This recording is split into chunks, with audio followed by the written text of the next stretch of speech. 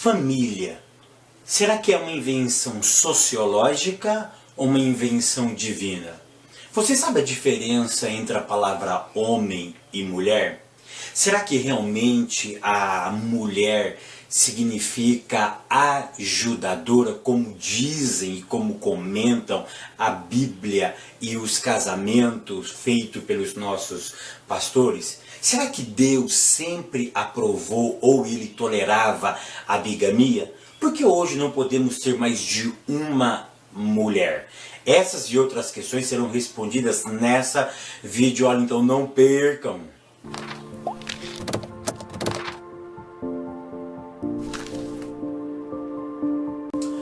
A paz, queridos, que bom estarmos aqui novamente no nosso programa semanal da Escola Bíblica Dominical e hoje para fazermos o encerramento do terceiro trimestre de 2017. Realmente foi um trimestre muito proveitoso, onde eu particularmente mais uma vez aprendi. Cresci na graça e no conhecimento do Senhor. Tenho certeza que isso aconteceu com vocês. Eu tenho certeza que isso aconteceu com a tua vida. Você não é mais o mesmo após esse trimestre. Eu tenho certeza que você cresceu na graça e no conhecimento de nosso Senhor e Salvador Jesus Cristo. E tenho a mais absoluta certeza que o seu trabalho, ele não é vão no Senhor. E nós vamos fechar esse trimestre que teve como título a razão da nossa fé. Assim cremos e assim vivemos, e vamos fechar esse trimestre na lição de número 13 com um tema magnífico. Hoje nós vamos falar sobre a família e a sua natureza. E a leitura bíblica em classe se encontra no livro do Gênesis, capítulo 2, do verso 18 ao verso 24. O livro do Gênesis, capítulo 22, do verso 18 ao verso 24. Queridos, antes de iniciarmos a nossa aula propriamente dita, eu quero fazer um pedido para vocês. Eu resolvi participar do concurso da CPAD, para ver se eu ganho o troféu Antônio Gilberto. Eu estava pensando aqui com os meus botões e eu resolvi pedir para vocês escrever um depoimento. E como vai ser esse depoimento? Muito simples e objetivo. Você vai mencionar a importância do meu papel pedagógico, da minha forma de ensinar vocês e como isso tem impactado a vida de vocês. Qual tem sido a importância do professor Fábio Segantin na tua vida pessoal, no seu crescimento na área docente e como isso tem afetado a tua classe. Então é isso que você vai escrever, o papel meu em relação à tua vida. Você vai escrever, depois que vocês me conheceram, qual tem sido o proveito que vocês têm tirado disso e como isso tem refletido na classe de vocês. Como ela tem crescido de forma coletiva, de forma numérica e de forma espiritual e no conhecimento também. E vocês não podem deixar de escrever o seu nome e a sua cidade, tá? Você vai escrever o seu nome, Maria, sou da cidade de Ilhéus, na Bahia, por exemplo. E aí você vai deixar o seu comentário. Se vocês quiserem anexar uma foto de vocês com a classe de vocês, não tem problema, tá? Aonde eu vou escrever isso, Fábio? Você pode escrever no comentário aqui embaixo, ou então eu vou deixar o meu e-mail aqui, você se manda por e-mail, que eu vou anexar, não importa se que dê 1.000, 2.000, 3.000, 10.000 comentários, não tem problema. Eu vou anexar todos eles, vou imprimir todos eles e vou mandar para a CPAD para eles estarem analisando juntamente com milhares e milhares de outras propostas que isso foi enviado para a CPAD também. Então eu conto com a tua ajuda, mesmo que eu não ganhe, mas isso vai ser muito proveito para a minha vida também, porque eu vou ler todos os comentários e vou ter noção, um pouquinho do que está acontecendo com o meu trabalho. Tá bom? Então, se você quiser participar desse projeto, me envie sem falta ainda essa semana, porque termina dia 30 de setembro e eu preciso mandar isso via correio antes do dia 30 de setembro para que chegue na cidade do Rio de Janeiro na data correta, tá bom? Então eu gostaria de contar com a tua participação, que eu tenho certeza que vai ser de grande valia para minha vida espiritual, tá bom? Somente o Eterno para recompensar esse trabalho que vocês vai fazer. Eu sei que vai dar um pouquinho de trabalho, mas eu tenho certeza que vai ser por uma boa causa. Amém, queridos? Que Deus continue lhe abençoando. Então hoje vamos terminar o trimestre falando sobre família.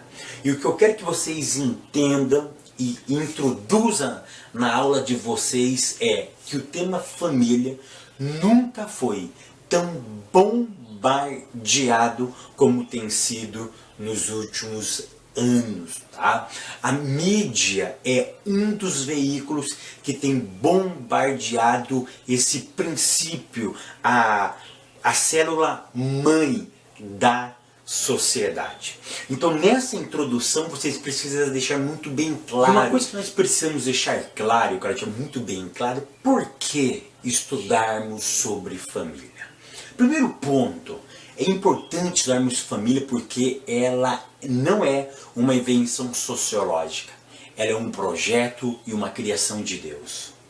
Segundo motivo, porque eu preciso falar sobre família, porque ela é a mestre, ela é a chave da humanidade. Sem família não existe sociedade. Terceira coisa, porque eu preciso falar sobre família, porque ela é a base da igreja. Não existe igreja, não existiria igreja se não houvesse família. Por que eu preciso falar sobre família? Quarto ponto, porque é nela aonde nós aprendemos os limites da vida. A família é a melhor oficina que o ser humano recebe dentro do seu aprendizado quando ele chega a este mundo. Porque a família, o primeiro contato que o ser humano tem com este mundo é a família. E a família, então, é uma oficina modeladora do seu caráter. É por isso que é importante nós estudarmos sobre família. E a família ela tem sido bombardeada pela mídia.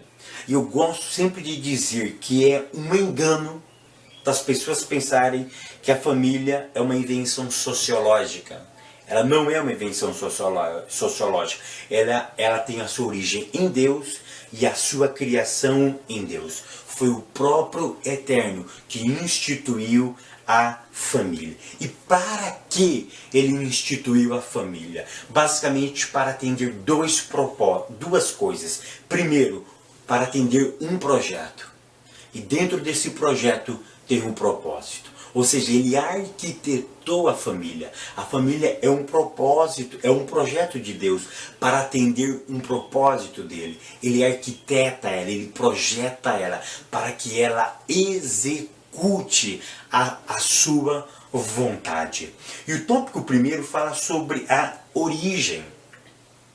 Por que ele fala sobre a origem? Porque a família, isso é básico, ela é composto por um homem e por uma mulher. E como que o homem e como que a mulher foram criados?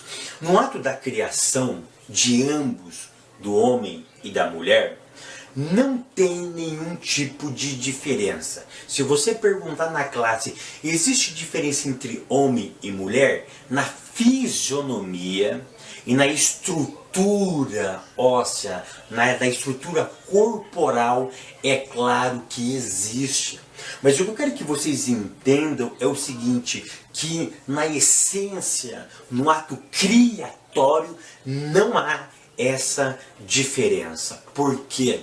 Porque quando a Bíblia diz, e no princípio criou Deus os céus e a terra, quando em Gênesis 1, verso 1, que ele cria todas as coisas, e no verso de número 27 do capítulo 1 do Gênesis, quando ele diz, e façamos o homem a nossa imagem e a nossa semelhança, ou conforme a nossa semelhança, a expressão e façamos o homem. Essa expressão no hebraico não é ish, porque homem em hebraico é ish e mulher em hebraico é ishá. Daqui um pouco nós vamos ver isso, tá bom? E é tão interessante que quando Deus disse façamos o homem, ele não usa a palavra ish, porque ish é sexo masculino, ishá é sexo feminino.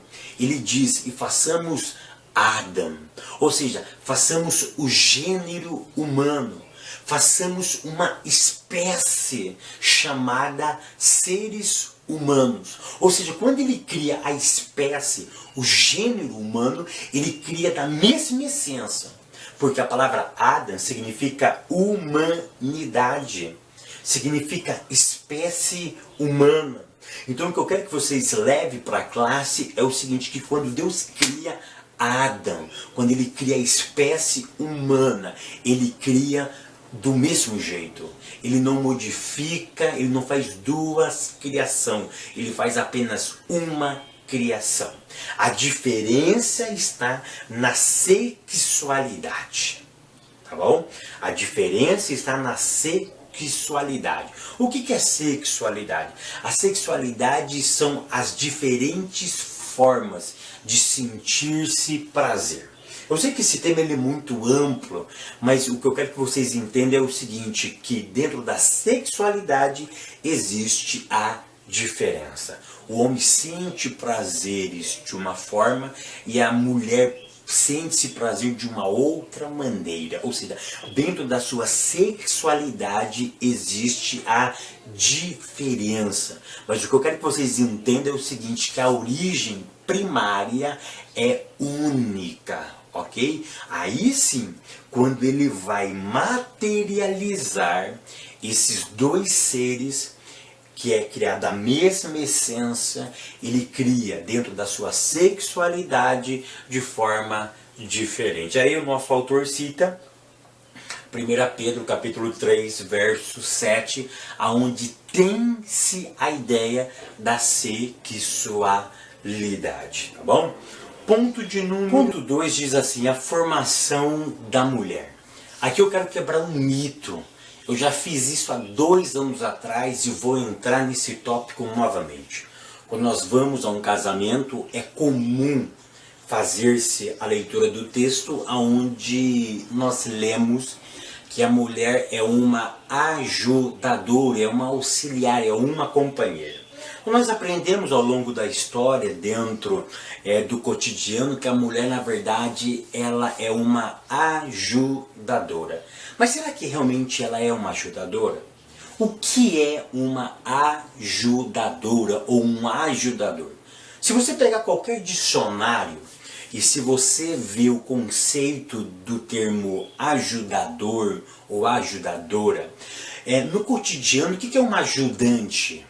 O ajudante é aquela pessoa que não tem um conhecimento específico numa matéria. Por exemplo, o ajudante do pedreiro, como que chama? Servente. Conseguiu entender? Por exemplo, se você... A minha profissão, eu sou marceneiro de profissão. Se eu não sou marceneiro, eu vou contratar uma pessoa para me ajudar, ele vai ser ajudante do marceneiro. Uma pessoa que não tem conhecimento técnico em eletricidade, ele é um ajudante de eletricista. Você conseguiu perceber? O ajudante é uma pessoa que não tem competência técnica para executar uma tarefa. Ele é um ajudante, ele ganha menos. Você conseguiu perceber que o ajudante ele é inferior ao seu profissional? Ou seja, quando eu leio o texto sagrado, a Bíblia me diz que a mulher é uma ajudadora. Isso me dá a entender que ela poderia ser uma pessoa inferior ao homem. E eu mostrei já 2 anos atrás e vou mostrar novamente nessa aula que isso é uma mentira. Sabe por quê? Porque a Bíblia diz que Deus é o nosso ajudador. Então peraí, se a mulher ia ajudar o homem, se Deus nos ajuda também, Será que Deus tem falta de conhecimento técnico em alguma matéria? Como é que alguém vai me ajudar se eu sou dono do meu próprio nariz? Como que um ajudante vai conseguir? Quando a Bíblia diz que Deus é o nosso ajudador, ou seja, aquilo que eu sou incapaz de fazer, Ele vai fazer. Então você consegue entender se o termo ajudador, quando é atribuído a Deus, ele é superior a mim. Ou seja, se ele vai me ajudar, é porque eu não tenho capacidade técnica, eu não tenho capacidade suficiente para executar tal tarefa. Aí eu preciso de uma ajuda superior, uma ajuda de quem tem conhecimento sobre aquele assunto. A Bíblia está repleta de usar esse termo. É tão interessante que no capítulo 2, no verso 18 do Gênesis, quando fala sobre a criação da mulher, a expressão que Deus usa para criar a mulher é a expressão Ezer. E a expressão Ezer ou Ezer, ela sempre vai ser usada na ideia de ajudar. E Deus também, quando a Bíblia diz que Deus nos ajuda, lembra do termo Ebenezer? Olha aqui, ó.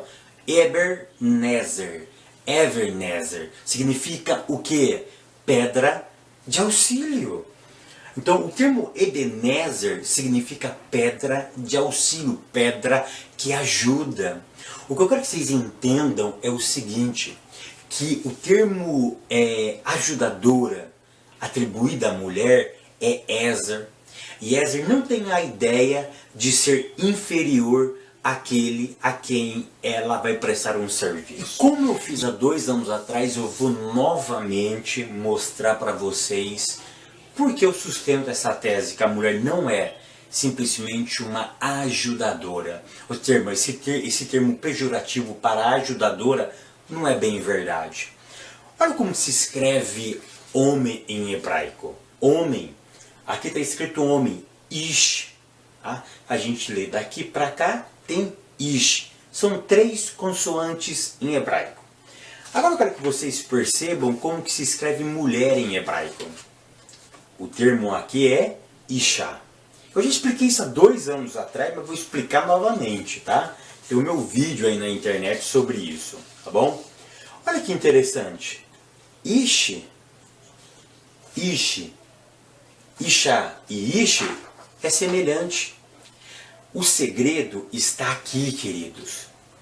O segredo está nessa consoante.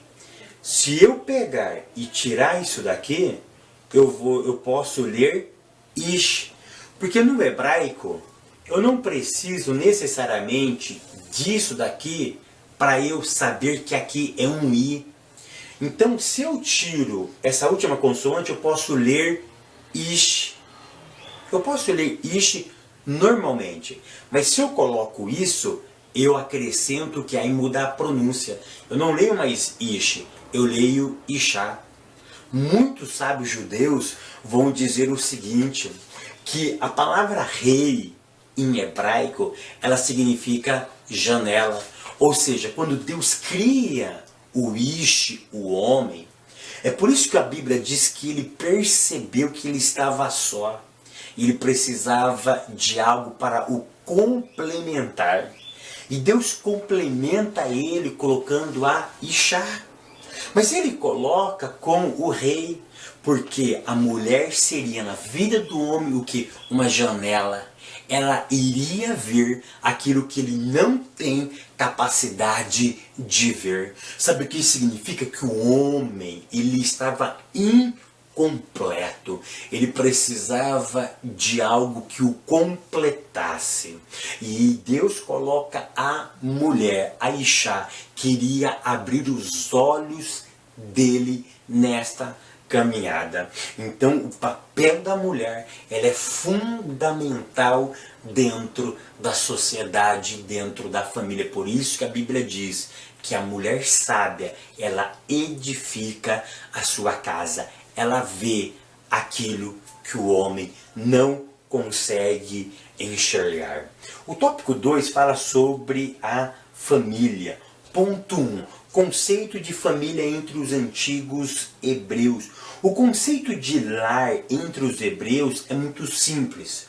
É composto por um pai que dentro da cultura tinha que ser na figura masculina, não se aceitava mulher como governadora do lar, ok? Não tinha esse princípio.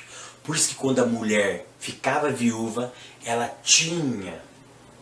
poderia adquirir um novo casamento, mas ela não assumiria o controle daquela família, ok?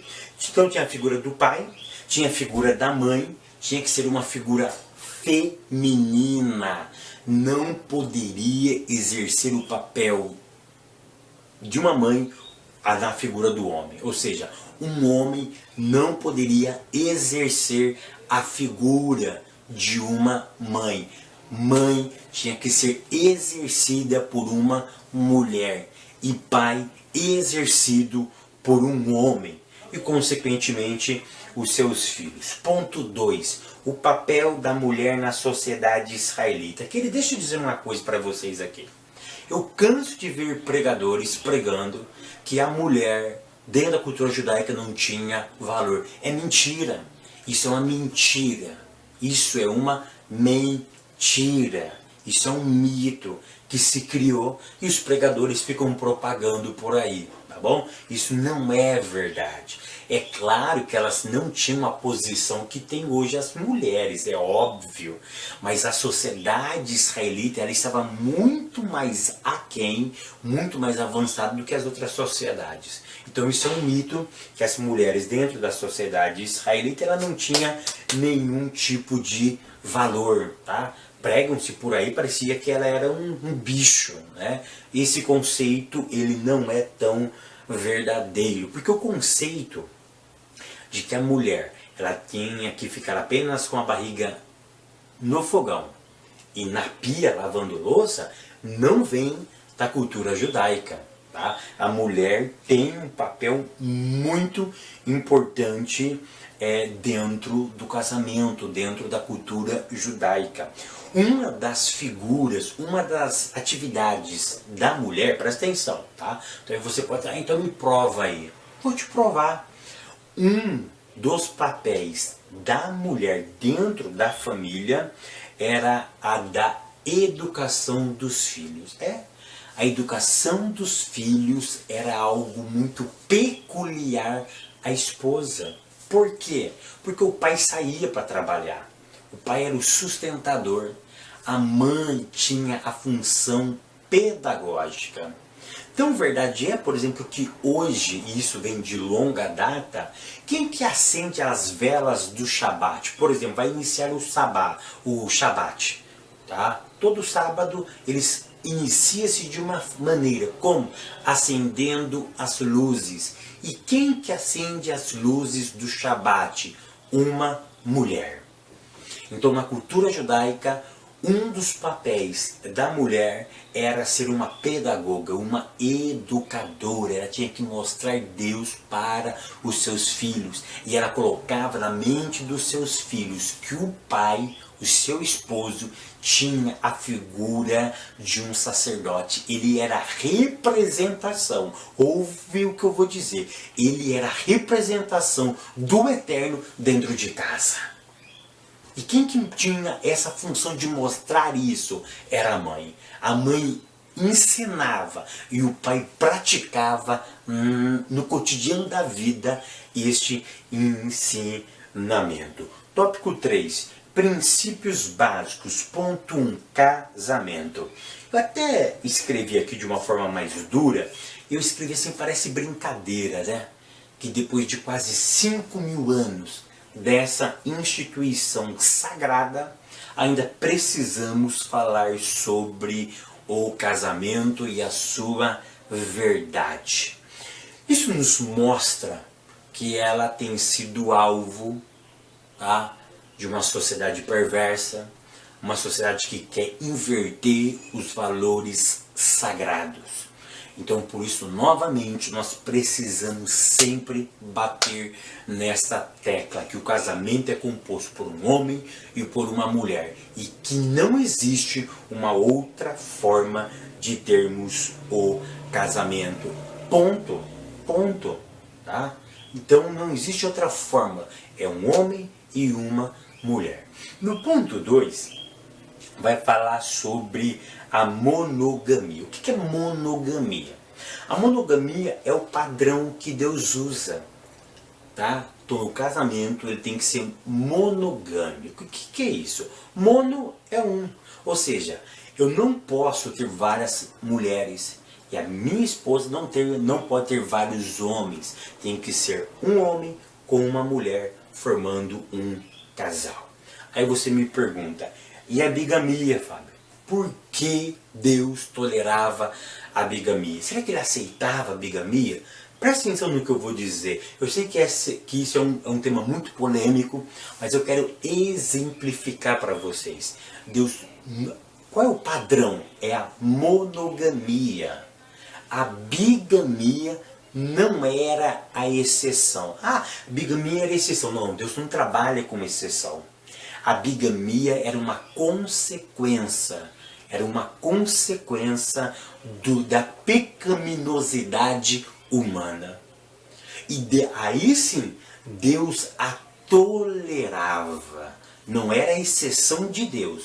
Deus a tolerava porque isso estava em um processo da sociologia. Então a bigamia não era a exceção. A regra era a monogamia, a bigamia era a exceção, negativo. A regra sempre foi a monogamia e para essa regra não existe exceção. A bigamia, na verdade, ela era tolerada por Deus porque era um processo sociológico e histórico da humanidade. Mas não pense também que o homem poderia pegando as mulheres que queria, não era bem assim. O homem que optasse por viver a bigamia, ele tinha também os modos de ele viver. É verdade.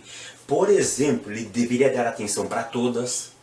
Ele não poderia menosprezar uma e em relação à outra. Ou seja, tinha que ter um padrão de moral, de conduta, do cotidiano, como essas mulheres iam conviver na mesma casa de forma harmônica. Então existia dentro da sociedade uma norma para legalizar, não para legalizar, mas para ter um bom andamento dentro dessa bigamia, tá bom? Então, volto a repetir, o padrão é a monogamia. A exceção não era a bigamia. A bigamia, na verdade, era uma perversão. Tá? Era uma maneira errada de se viver. E Deus a tolerava porque isso era um processo histórico.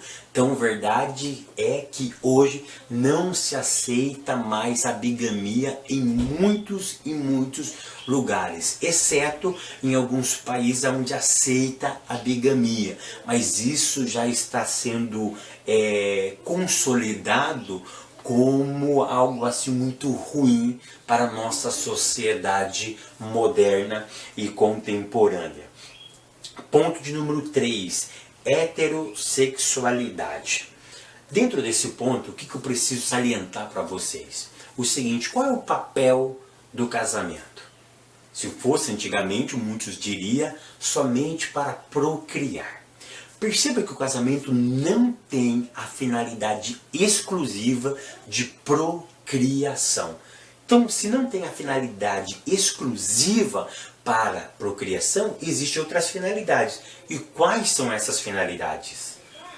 Uma das outras finalidades, além de procriar-se, né, porque tem muita brincadeira sobre isso, né? Antigamente tinha 10, 15, 20 filhos, né? Não tinha televisão e só fazia filho, né? Mas a ideia do casamento não é apenas procriar, mas é ter também a beleza do casamento dentro da sua sexualidade. Foi aquilo que nós pincelamos no começo da aula, sobre a sexualidade. Ambos como homem e mulher têm a sua sexualidade. E o casamento é para explorar essa sexualidade de forma sadia e bíblica. Então o casamento não tem como finalidade única e exclusiva a procriação, mas tem também entre um dos seus motivos trazer prazer na relação entre um homem e uma mulher. O ponto de número 4 vai falar sobre se o casamento ele pode ser quebrado ou não. Vai falar se o casamento pode ser insolúvel ou não. Será que podemos acabar com o casamento? Como que o casamento se acaba? Então perceba que o princípio bíblico é o casamento é para toda vida. O princípio bíblico é o casamento é para toda vida. Vai ter alguns momentos em que o casamento pode ser dissoluto, pode acabar-se com o casamento. Em que momento? Tá? Aqui o nosso autor ele vai falar sobre alguns momentos. Por exemplo, a infidelidade conjugal. Se não houver perdão, aí sim pode ter a dissolução do casamento. Com o quê? Com a infidelidade conjugal. Um outro caso, por exemplo, uma pessoa que não é crente. Eles casam, têm sua vida e um deles se converte. E nessa conversão causa problema dentro de casa. E se o descrente, isso tem que partir do descrente, se ele não quiser casar, ficar com você por causa da tua fé, o casamento nessa hipótese ele poderá ser dissolúvel, vai acabar-se com o casamento, tá bom? O divórcio, presta atenção no que eu vou dizer, o divórcio não é exceção também como se prega. O divórcio, a Bíblia deixa muito bem claro, ele foi instituído por causa da dureza do coração, pela falta de perdão. É por isso que instituiu-se o casamento, não é por isso que instituiu-se o divórcio. O divórcio não é a exceção do casamento. Na verdade, ele foi instituído por causa da dureza do coração do ser humano. Ponto 4, tópico 4. O desafio da igreja. Ponto 1. Institucionalização da iniquidade. Querido, presta atenção no que eu vou dizer nesse ponto. A igreja precisa pregar, ensinar, viver mais o conceito sobre família. Para nós mantermos a família de pé, nós precisamos ensinar, pregar. E eu usei a palavra viver mais o conceito sobre família.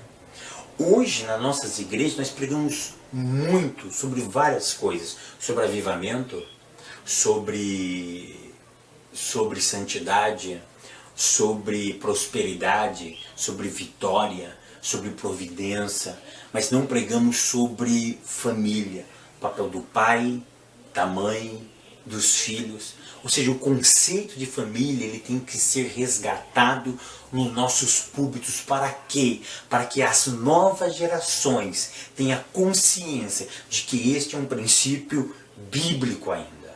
Nós não podemos deixar que a iniquidade seja uma instituição. Ela impere, ela assente o seu trono e reine de forma absoluta. Nós precisamos quebrar isso com pregação, com ensino e com vida prática sobre a família. O ponto de número 2 fala sobre a inversão de valores. Essa inversão ela não é nova, sempre aconteceu. É claro que agora ela está mais consistente, ela está mais dura, ela está assim mais plausível, mais latente, e isso está mais explícito, tá? Eles querem descer de goela abaixo a inversão de valores, mas nós estamos aqui ainda. Vocês estão aí ainda. E nós temos que lutar para preservar os princípios da palavra de Deus. Não podemos deixar que isso seja invertido. Eu termino esta aula dizendo o seguinte: devemos nos manter firmes no mundo vacilante. Ou seja, nós temos que ficar firmes, ainda que o mundo estremeça, ainda que o mundo fique vacilante, ainda que o mundo não tenha firmeza nas suas ideias e nos seus propósitos. Ou seja, que cada onda filosófica leve e mude os pensamentos deles. Mas nós precisamos ficar firmes com um único pensamento, o pensamento da Bíblia. Pode ser um pensamento antigo, velho, arcaico. Não tem problema como nós somos taxados, mas nós não podemos abrir mão dos nossos princípios e dos nossos valores. O Eterno continue abençoando você, meu irmão, você, minha irmã, e até o próximo trimestre, querendo Deus.